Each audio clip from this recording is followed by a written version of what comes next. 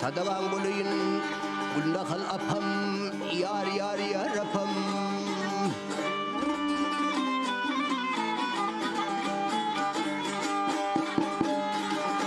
Sadavan bulayın Uy gullahal apam Samaktin sirwana Barsan ne mulya O barsan ne mulya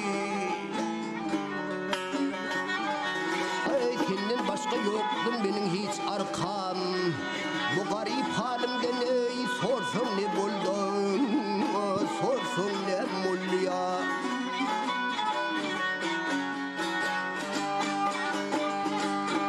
Kırkun mullu sirvan gitti samaka Beni koydu yedaye bulmaz bu dağı ya bulmaz bu dağı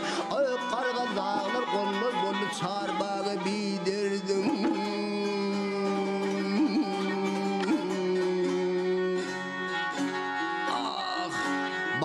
Sabır haberi bir ne buldun bir ne mulya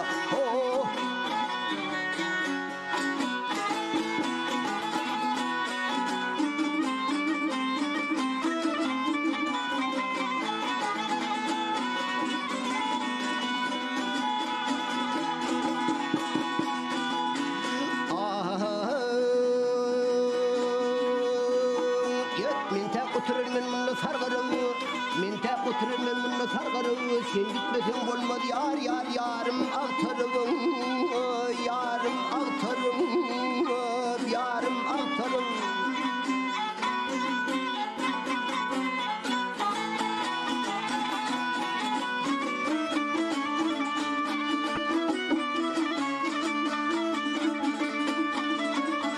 Ya benim için yüzüm yola yalvarıp bu ya Ayağına başını koysun ya mulli Koysun ya mulli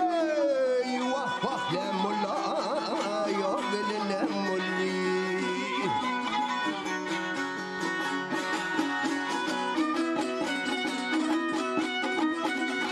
Allah saatinin bir öler vaktim yetişti Bugün yar hayali yadıma düştü düştü ya Yar bilen gelen köşelem gözümden uçtu